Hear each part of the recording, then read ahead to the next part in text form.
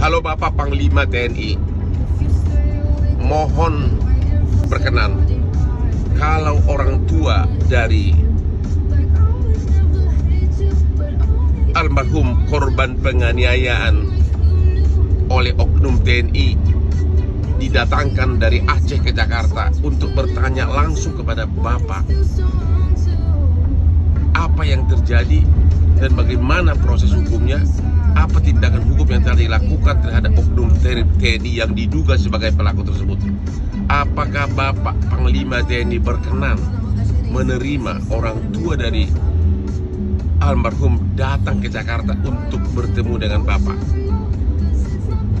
Kami sudah diminta sebagai kuasa dari keluarga. Tim Hotman 911 akan bekerjasama dengan para pengacara yang juga berdomisili di Aceh. Solidaritas.